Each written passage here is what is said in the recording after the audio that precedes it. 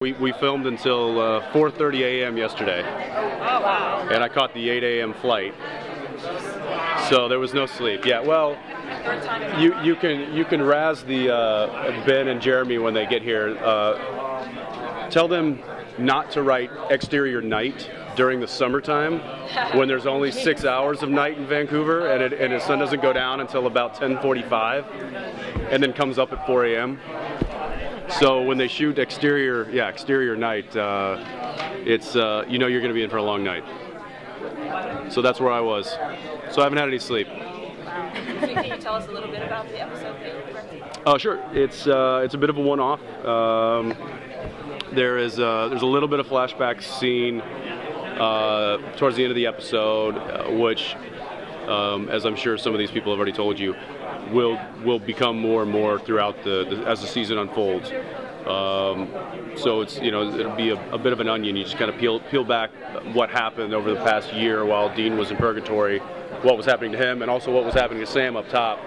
Will kind of be revealed through flashbacks as the season progresses.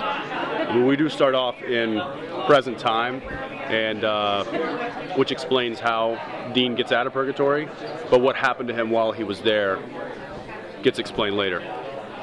That being said, my episode is kind of a one-off. Sam's character is very driven and wants to find Kevin after the end of last season, and of course Dean is, after his time in purgatory, he's come back with a bit of clarity. Really kind of understands his purpose a little bit more, understands that his life is not about smelling the roses. It's about doing what he does best, and that is cramped up in that car, driving down the road next to his brother, fighting the things that people don't know about. And so with that being said, I think that there's a driving force behind Dean that is not opposite, but that differs from the driving force that is behind Sam, and that is to find an answer for the bigger picture. So we'll see how that works out. But in this particular one, Dean talks Sam into going with him to go help some people in need, and they do. Last year you sat with us and you were a little bit unsure about where Dean was going for the season. Right. How much of a release for you to know where actually Dean is going to be going this season, or have at least some idea of this? Well, I never really have an idea as to where Dean's going, because as long as the show's going, who knows where he's going to end up. But I think that that giving him a purpose and validity is something that is always nice to have as an actor, so you can really play you can play those notes for the character. Fortunately, I should say, television is not like a movie where there is a beginning, middle, and end.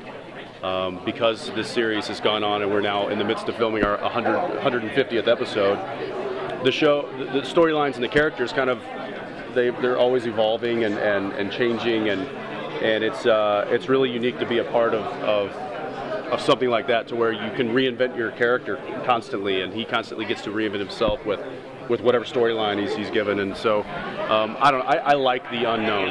I embrace it. We have one in my episode, but there will be more in other episodes. I did, yeah.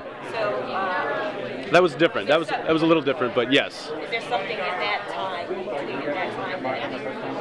gave you some ideas about how you want to do flashbacks this time? No, because we're doing this differently. It's that was actually that was going way back in time to when Sam was younger and explaining who this character was that he's now come to meet up with later in life.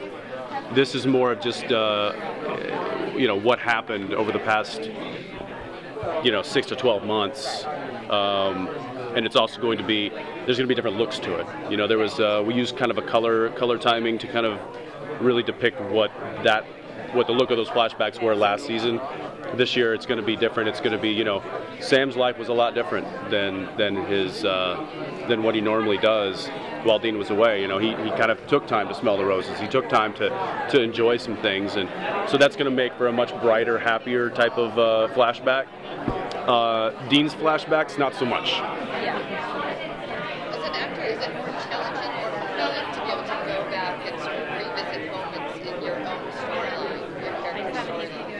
I like it. I mean, I think the more information, we get as storytellers, the better storytelling we can provide for the audience. And I think that the more the writers give us, the more backstory the writers give us. There's some actors out there that when they get a script, a movie or whoever, and they'll sit there and they'll write pages and pages of backstory on a character that they're just having to make up, but it gives them some place to go. It gives them an understanding of where they need to be as a character on screen. So, luckily I don't have to do that because I have writers who are actually doing that for me. And it's the more we know, the better. I think the more well-rounded